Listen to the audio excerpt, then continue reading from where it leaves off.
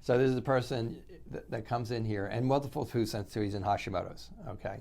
But multiple food sensitivities, I could say, and everything. Multiple food sensitivities and Hashimoto's, multiple food sensitivities and rheumatoid arthritis. And the reason that we're bringing it up is because all of a sudden, I'm seeing a lot of these cases. And they're very unique cases. They are cases that I literally, when they would walk in the door in the past, I would literally just go, I can't help this person. I would let them know I didn't think I could help them. I'd say, we'll give it a shot. We'll treat you for all these histamine responses and all these other things, and it would help to a degree, but this was a big thing.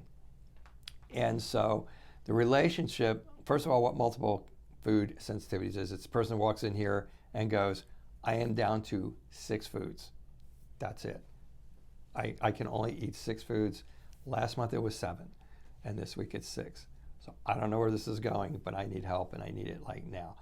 And so it's an interesting phenomenon. Basically, what happens is your digestive chain has completely broken down, and it's slow and it's gradual over a period of time. And what that means is your digestive chain is, I chew, and you should be chewing somewhere between 20 and 40 times, and I know all of you are doing that, okay?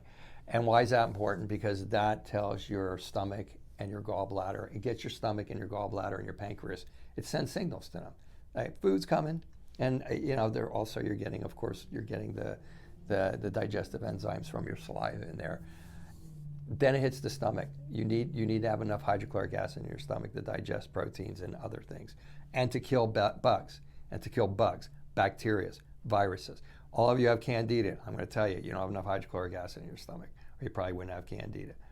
So then you have the gallbladder, it's supposed to do its job with the fats, and you have the pancreas that's supposed to do its job with the starches and the carbohydrates, etc. And then you have the stomach that's supposed to do its job, and the intestines.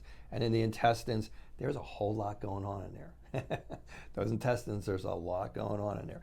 They got your microbiome in there, so you have your balance. You have the right balance in bacteria. You have to break you have 75% of your immune system is there, which is where this comes in with the Hashimoto's. You have to absorb nutrients. Do you have a leaky gut? So this is the digestive chain. When that digestive chain breaks down, essentially what happens is the food particle that is supposed to be broken down into itsy teensy tiny molecular particles. So your proteins are supposed to be broken down into these things called amino acids, just these single amino acids. Amino acids are building blocks for proteins, okay? But they don't get broken down into that. They get broken down only so far because your stomach didn't have enough hydrochloric acid to break them down, and so then I won't get into the gallbladder and the pancreas and all that. Basically, let's just keep with that. So they're supposed to break down to one amino acid, but they don't. You don't have enough hydrochloric acid. It breaks down to what's called an amino acid chain. So if there's 10 amino acids stuck together, instead of just one coming in, there's something in the inside of your intestines that goes, no. It goes, there's a cell in there, and it's called a dendritic cell, and it comes out, it's like this little octopus, and it attaches itself to that amino acid chain. It goes, that doesn't look anything like what's supposed to be going past this point to get digested, broken down, and absorbed. And it goes, so I'm taking you somewhere. I'm going to take you over here to the immune condition department, because you look like a bug or a bacteria or a virus. But I know you're not, but you don't look like something that should be going any farther in this digestive thing. It goes over here, your immune system takes a look at it and goes, I know what that is, but it doesn't belong here, and so it makes a little antibody to that. This is a sensitivity. This is a food sensitivity, which are largely made in the intestines, versus food allergies, okay, which are largely made in the bloodstream. So now you get this sensitivity to one. Okay, now I got a food I can't eat.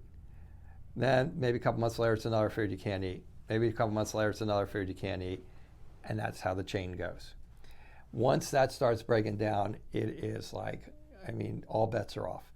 It is, it would take me another 30 minutes to tell you all of the things that could happen in your physiology from you not breaking your food down developing a leaky gut, having inflammation get out of there, developing lipopolysaccharides, developing small intestinal bacterial overgrowth.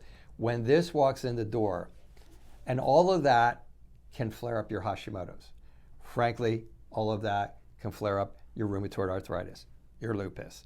Frankly, you don't need to have any of that. It'll just make you feel like crap. You'll get brain fog. You won't be able to think.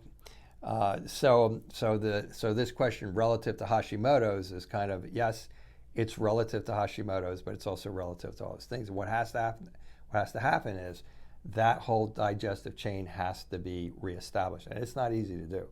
And it's not just about taking a digestive enzyme and a hydrochloric acid pill and a pancreatics pill and other supplements that would be involved in reestablishing those. You have to completely reestablish the bacterial imbalance in your intestines that is completely gone. And you don't take it by probiotics, because most of you will take probiotics when you have these chemical sensitivities and they make you bloat. So where does it start? Not to get into it at great length, but it's basically what has to happen is this usually happens from a lack of food diversity. So it's the person who eats the same 8 foods every day, every week, never changes. I eat fish every day. I eat eggs and bacon for breakfast every day.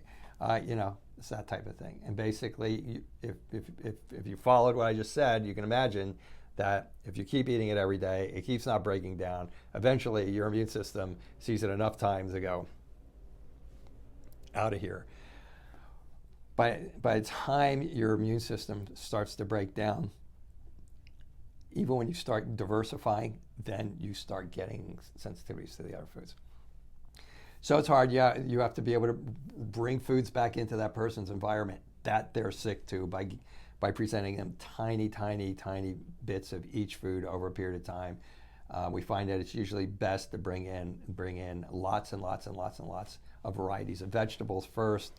Sometimes we might start with as little as a teaspoonful of combined vegetables to expose your immune system to little bits of each thing. It's a whole science in and of to himself. But we thought we would present this because I think I've had 6 or 7 of these in the last month, maybe 6 weeks, something like that.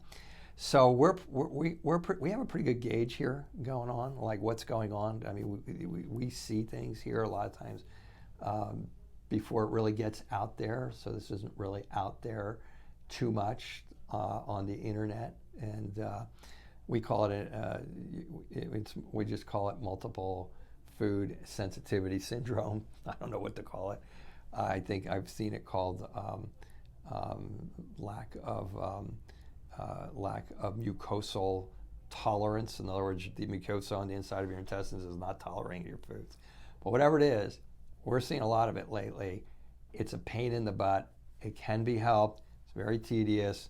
You have to know what you're doing. You have to have a cooperative patient and who kind of embraces what we're doing and is patient. A patient is what we need. But that's multiple food sensitivities. It's real. If you're sitting there, this one I don't usually promote, but like if you're sitting there and you're going like, man, I am eating less and less foods each month and I don't know where this is going, I'll actually put a little promo out there on this one and say you might want to at least give us a consult. Because these I don't care what you have, I don't care what your other conditions are. If you have this, you don't treat this first, you are not going to be able to fix anything else. I don't care whether you have Hashimoto's, I don't care whether you have Crohn's disease, I don't care whether you have irritable bowel syndrome, skin dermatitis, I don't care what it is. This has to be treated first. So that's our multiple food sensitivity segment. Give me some feedback on this too. If there are those of you out there that have this, I'd love to hear some feedback on this to see if it was helpful or thoughtful or useful. Okay, see you in a couple of days.